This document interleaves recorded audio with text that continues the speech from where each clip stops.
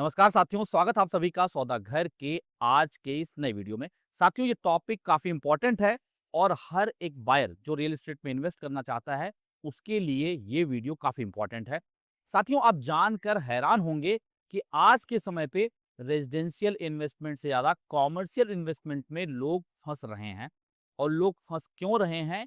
क्योंकि आपको shops, commercial space, assured return ये सब कुछ बताया तो जाता है, दिखाया तो जाता है, एक्सेसिव भी बताई जाती है, लेकिन ग्राउंड रियलिटी इसकी बिल्कुल अलग होती है। अब बायर्स के मन में आता क्या है? मेरे पास एक अच्छा खासा बड़ा घर हो ही गया है। अभी पीछे हमने 1-2 साल पहले एक रेजिडेंशियल इन्वेस्टमेंट कर दिया है, जहाँ से रिकरिंग इनकम हमें होता रहेगा।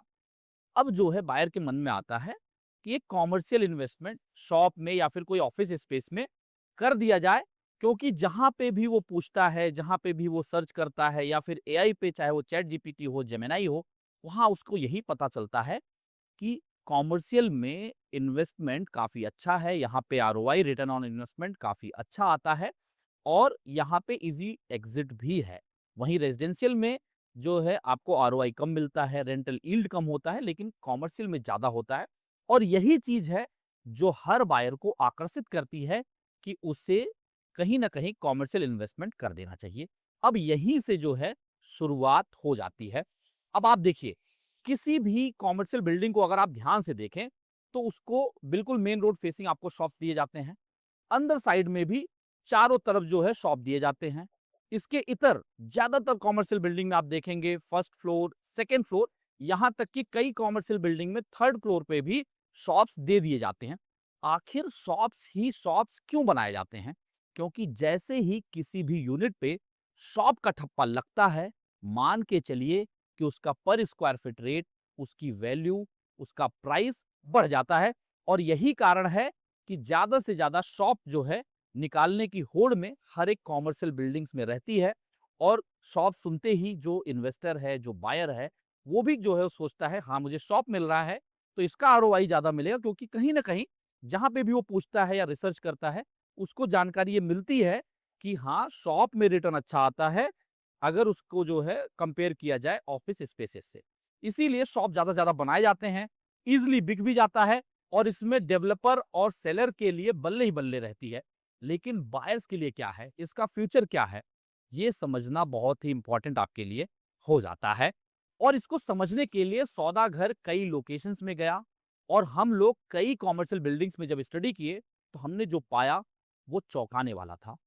वो ये था कि जो आपको रोड फेसिंग शॉप दिए जाते हैं, उसके अलावा अंदर साइड में जो शॉप्स होते हैं, ग्राउंड फ्लोर पर कुछ ही शॉप थे जहाँ पे काफ़ी चकाचौंध दिख रहा था, यानी कि वो काफ़ी लंबे समय से चल रहे थे। कुछ शॉप्स हमें ऐसे दिखे जो शायद पहले रेंट आउट थे, अब वो खाली हो चुके थे और कुछ एक ऐसे दिखे जो शायद अभी तक रेंट आउट नहीं हुए थे। वहीं जब आंकड़ा फर्स्ट फ्लोर का देखा गया, तो कुछ जगहों पे रेंट पे तो उठे थे और मैक्सिमम शॉप यहाँ पे खाली दिखे या फिर किसी ने वहाँ पे जैसे टेनेंट ने लिया हुआ था और उसे छोड़ के चले गए हैं। और सबसे बड़ी बात क्या है, अगर आप इसके ऊपर जाएँगे, तो या तो वो आज तक कभी भी रेंट पे उठे ही नहीं हैं या फिर कुछ टेनेंट वहाँ ट्रायल मोड में होते हैं कि देख लेते हैं 2-4 महीने रुक के, अगर चलेगा तो हम यहाँ पे आगे इनका जो है अपना टेन्योर बढ़ाएँगे या फिर इसे फिनिश कर देंगे। यहाँ पे एक चीज़ और भी समझने वाली है, जो फर्स्ट फ्लोर, सेकंड फ्लोर या थर्ड फ्लोर पे शॉप्स दिए गए हैं, उसमें ज़्यादातर जो टेनेंट हैं, फर्स्ट फ्लोर, सेकंड फ्लोर और थर्ड फ्लोर पे, वो ऐसे टेनेंट हैं जिनको ज़रूरत तो ऑफिस स्पेस की थी, लेकिन उनको सस्ते में शॉप मिल रहा था, क्योंकि वहाँ पे उनके लिए विज़िबिलिटी बढ़ जाती है। अगर कोई फुटफॉल हो रहा है, तो उसके ब्रांड को भी आसानी से देख पाएगा।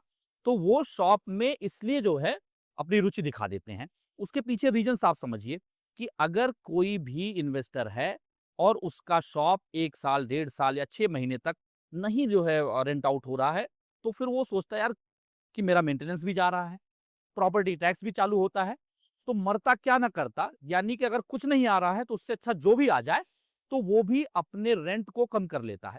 क्योंकि बेचते वक़्त उसे क्या बताया जाता है कि आपको आरओआई 4% 5% का मिलेगा और आपको ऑलरेडी जो शॉप बेचे गए हैं, क्योंकि वो शॉप का ठप्पा लगा है, वो काफ़ी इन्फ्लेटेड प्राइस पे आपको बेचा गया है और वो इन्फ्लेटेड प्राइस पे अगर कोई 4% लोअर परसेंटेज भी निकाले, तो वो रेंट उसको नहीं मिल पाता है, क्योंकि वहाँ फुटफॉल ही नहीं है। और इंसान first floor, second floor, third floor कब जाता है? आज के समय पे पहली चीज़ आपको फिंगर टिप पे सारी चीज़ें मिल रही हैं। 5 मिनट से 10 मिनट में चीज़ें डिलीवर हो रही हैं। आप जब भी बाहर निकलते हैं कुछ खरीदने के लिए या फिर कोई भी नीड के लिए, तो आप ऐसा देखते हैं कि आपको एक ही अम्ब्रेला के नीचे सारी चीज़ें मिल जाएँ। तो आप ऐसे किसी शॉपिंग मॉल में जाना चाहते हैं जहाँ एक ही रूफ के अंदर सारे सारे बड़े ब्रांड्स अवेलेबल हों। आपका मैक्सिमम काम एक ही बार पार्किंग करके एक ही महीने में 1-2 दिन आप निकालें, उसी दिन सब कुछ हो जाए। तो आप किसी ऐसे कॉमर्शियल बिल्डिंग में शायद ही जाना चाहेंगे, जहाँ पर आपका काम नहीं हो पा रहा है उस तरीके से, या फिर बहुत ज़रूरत हुई तो ही जाएँगे। यही कारण है कि फर्स्ट, सेकंड और थर्ड फ्लोर के जो शॉप्स थे, वो ज़्यादातर खाली ही दिखे, यानी कि वहाँ पर टेनेंट मौजूद नहीं थे। ये 1-2 बिल्डिंग्स नहीं, कई लोकेशंस में यही देखने को आया। हाँ, अगर कहीं हमें टेनेंट्स दिखे, जब उनसे हमने पूछा तो उन्होंने कहा हमें तो ऑफिस ही चाहिए था, पर उसी रेट में हमें शॉप मिल गया, जैसा मैंने आपको पहले भी बताया, तो हमने यहाँ पे ले लिया। ये चीज़ देखने को आया। अब बात करते हैं ऐसे शॉप की जिसका डिमांड लगातार बना रहता है, वो होता है रोड फेसिंग शॉप्स। यहाँ पर आप देखेंगे अमूमन कहीं पे भी किसी भी लोकेशन पे हो, तो इस पे डिमांड बनी रहती है और मैक्सिमम जगहों पे ये रेंट आउट हो भी जाता है। अब आप देखें, यहाँ पर जो है सबसे बड़ी जो समस्या आती है, वो आती है पार्किंग की। ज़्यादातर कॉमर्शियल बिल्डिंग्स में या फिर जहाँ पे शॉप्स अवेलेबल हैं, वहाँ पे हमें देखने को क्या मिला कि रोड से महज 5-10 फीट की दूरी पर ही ये शॉप्स बना दिए गए हैं। यानी वहाँ पर ना तो ढंग से बाइक खड़ी करने की जगह है और कार खड़ी करने की बात भूल ही जाइए। तो जो वहाँ पे वॉक इन फुटफॉल है वो तो रहता है, लेकिन अगर इंसान बाइक या कार से आना चाहे, तो या तो वो नहीं आता है या फिर एक बार आने के बाद दोबारा नहीं आता। क्योंकि यहाँ पर भी कई समस्याएँ हैं। मान लीजिए आपने रोड साइड पार्क कर दी और रोड साइड पार्किंग करने के बाद आप चले गए उस दुकान पे, और कई बार ऐसा होता है कि ट्रैफिक के दस्ते जो आपके व्हीकल्स को उठाने वाले हैं या फिर उसमें जैमर लगाने वाले हैं, वो आस-पास ही छुपे रहते हैं और वो जैसे ही देखते हैं आपने पार्क किया, आप वहाँ से हटे, आपकी आँखों से गाड़ी धूमिल हुई, वहाँ पे तुरंत जो है वो कार्रवाई चालू कर दी जाती है। या तो आपने इसे एक्सपीरियंस किया होगा या तो अपनी आँखों से ज़रूर देखा होगा, और यही कारण है कि उस शॉप पे धीरे-धीरे जो फुटफॉल है, वो घटने लगता है, क्योंकि पार्किंग जो है प्रॉपर वहाँ पे अवेलेबल नहीं होती हैं। अब आप ऐसे भी कॉमर्शियल्स को समझ लीजिए जो रेजिडेंशियल टावर के नीचे बना दिए जाते हैं। देखने में काफ़ी ल्यूक्रेटिव लगता है कि यहाँ पर काफ़ी लोग जो है शिफ्ट होंगे, फुटफॉल अच्छा होगा, तो ये इन्वेस्टमेंट भी काफ़ी अच्छा जाएगा। यही आपकी सबसे बड़ी गलती भी होती है। आप देखिए जिस रेजिडेंशियल टावर के नीचे के शॉप में आप इन्वेस्ट करने जा रहे हैं, क्या वहाँ पर सफिशिएंट क्राउड है? क्या वहाँ पर फुटफॉल जनरेट करने वाले फैक्टर्स मौजूद हैं? अगर वो किसी अंदर के रोड पे है, तो आप ये मान के चलिए जो वहाँ पे फ्लैट्स हैं, जो वहाँ पे टेनेंट्स रह रहे हैं या जो टेनेमेंट्स हैं, जो लोग भी वहाँ शिफ्ट हुए हैं, वो इतनी ज़्यादा मात्रा में नीचे शॉप दिए दे दिए जाते हैं, जो कि एक तरीके से सप्लाई ओवर सप्लाई हो जाती है। ऐसे में आपने देखा होगा बहुत सारे शॉप्स पे शॉप अवेलेबल फॉर रेंट के स्टिकर लगे होते हैं, और वो 1-2 महीने तक नहीं, सालों तक भी लगे रहते हैं और वो एक बार भी रेंट आउट नहीं हो पाता है। इसके पीछे का कारण ये है कि आप ग्राउंड रियलिटी समझे बिना वहाँ पे इन्वेस्ट कर देते हैं। आपके लिए क्या होता है कि आप सोचते हैं यहाँ पे इतने फ्लैट बन रहे हैं और आपको यही बताया जाता है, आपको एक्सेल शीट पे यही दिखाया जाता है। लेकिन आपको ये समझना होगा कि इस रोड पे और कौन से लोग आएँगे? इन रेज़िडेंट्स के अलावा और कुछ फुटफॉल होने वाला है या नहीं? ये रोड कहीं आगे बढ़ने वाला है, जहाँ पर फुटफॉल जनरेट करने वाले ऑफिसेज़ हों, कॉमर्शियल एक्टिविटी हो, कोई ड्राइवर्स मौजूद हों और साथ में रेज़िडेंट रहें और वो ओवर सप्लाई ना होने पाए, ये समझना बहुत इम्पोर्टेंट है। अगर आप ये नहीं समझ रहे हैं, तो ये आपका कॉमर्शियल इन्वेस्टमेंट डेड इन्वेस्टमेंट बदल सकता है। और सबसे बड़ी समस्या क्या है? रेंट ना मिलना ये समस्या नहीं है। आप कम पैसों में भी, मान लीजिए आपको 4% बताया गया था, 5% बताया गया था, एश्योर्ड रेंटल भी कई बार बताया जाता है। आपको 2% 3% भी रेंट मिल जाए, चलो आपके लिए ठीक है। लेकिन सबसे बड़ी समस्या है जो आपने बड़ी पूँजी फँसाई हुई है, आपका प्रिंसिपल फँसा हुआ है, क्या आप एग्ज़िट कर पाएँगे?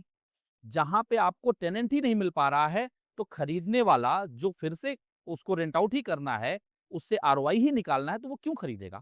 उस समय तो चीज़ें दिख रही होती हैं, वो पोज़ीशन मिल चुका होता है। ऐसा आपकी तरह तो नहीं है कि वो फर्स्ट टाइम जाके खरीदने वाला। तो ऐसी स्थिति में आपको ये ध्यान ज़रूर रखना है कि वहाँ पे डिमांड सप्लाई किस तरीके से है।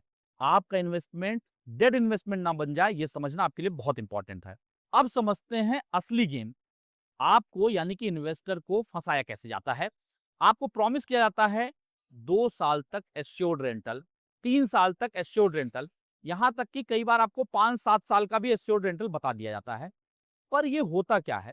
ये आपके इन्वेस्टमेंट का ही हिस्सा होता है। अगर आप इसे आसान भाषा में समझें, जो प्रोडक्ट 50 लाख का है, वो उसे आपको 70 लाख में बेचा जाता है। 1 करोड़ का है तो आपको 1 करोड़ 30 लाख, 1 करोड़ 40 लाख में बेचा जाता है। यानी आपका ही पैसा है, जो आपको आने वाले समय में किस्तों में रिटर्न किया जाएगा और उसी को एश्योर्ड रिटर्न बता दिया जाता है।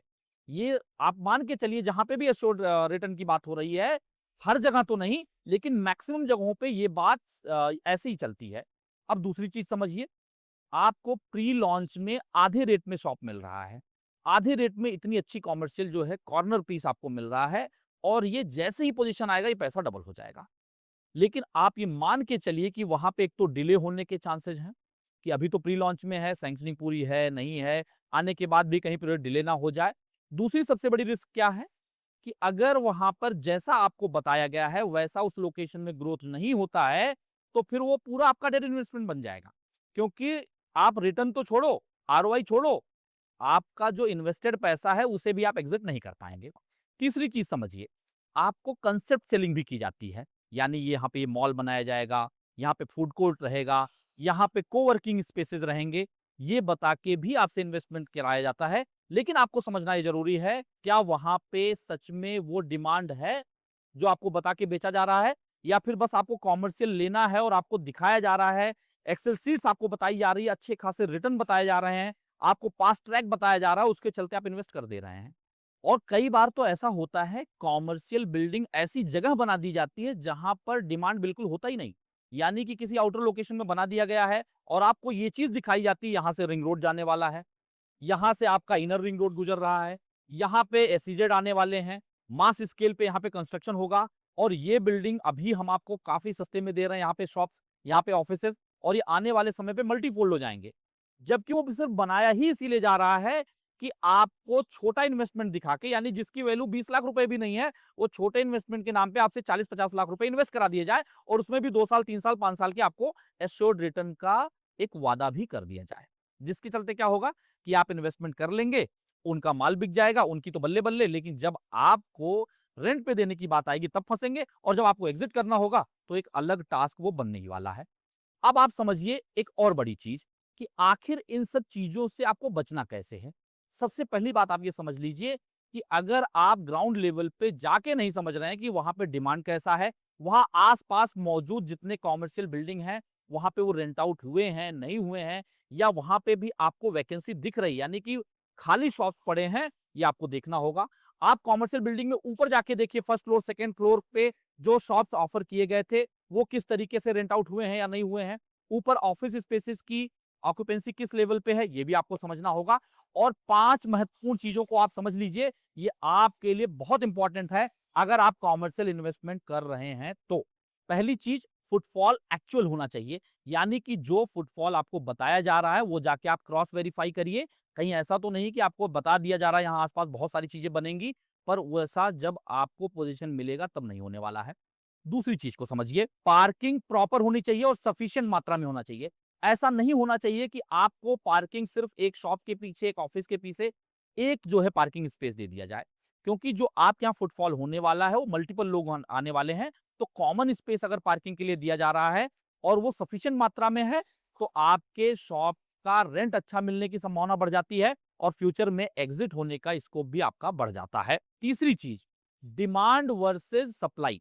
आपको ये देखना होगा, कहीं ऐसा तो नहीं कि वहां ओवर सप्लाई है और वो डिमांड प्रॉपर मात्रा में वहां पे है या नहीं, ये भी आपको समझना होगा। आपको ये भी समझना होगा कि वहां के आसपास जो है मैक्सिमम जो है शॉप्स वैकेंट नहीं होने चाहिए। आप आसपास के रोड पे देख लीजिए, आसपास मौजूद कॉमर्शियल बिल्डिंग देख लीजिए, या ऐसे रेजिडेंशियल प्रोजेक्ट देख लीजिए जिसके नीचे शॉप्स दिए गए हैं। अगर वहां पे ऑलरेडी वैकेंट शॉप मौजूद हैं, तो ये रेड फ्लैग है, आपको समझना है। चौथी चीज, ये सारी चीजों को मिला के आप इजिली एग्जिट कर पा रहे हैं या नहीं। आप देखिए वहां पर रीसेल में जो शॉप्स मौजूद हैं, उनका रेट क्या है, और पूछने की कोशिश करिए कि उनका रेंटल कितना आ रहा है। अगर आप इतनी चीजें नहीं कर पा रहे हैं, ग्राउंड पे जाके चीजों को नहीं समझ पा रहे हैं, तो आप अपनी क्वेरी सौदा घर को भी भेज सकते हैं। हमने क्वेरी लिंक डिस्क्रिप्शन और बायो में दे रखा है, वहां के आप जाके लिंक को क्लिक करिए और थोड़े में आप अपनी समस्या हम तक भेज दीजिए। हमारी कोशिश रहेगी कि आपको ग्राउंड रियलिटी और जो भी हमारा रिसर्च है, वो आपके सामने लाया जाए, जिससे आपका इन्वेस्टमेंट सही जगह और सही डायरेक्शन में हो सके। उम्मीद करते हैं साथियों, यह वीडियो आपको पसंद आया होगा। यदि पसंद आया है, तो वीडियो को लाइक, शेयर करने के साथ-साथ आप अपने चैनल सौदागर को सब्सक्राइब करना ना भूलें, जिससे आपको लगातार इन्फॉर्मेशंस और ज़रूरी चीज़ें मिलती रहें समय पर और हमें मिलता रहे आपका प्रोत्साहन और आशीर्वाद। जल्द मिलेंगे एक नए वीडियो के साथ, एक नई इन्फॉर्मेशन के साथ। तब तक के लिए धन्यवाद। नमस्कार।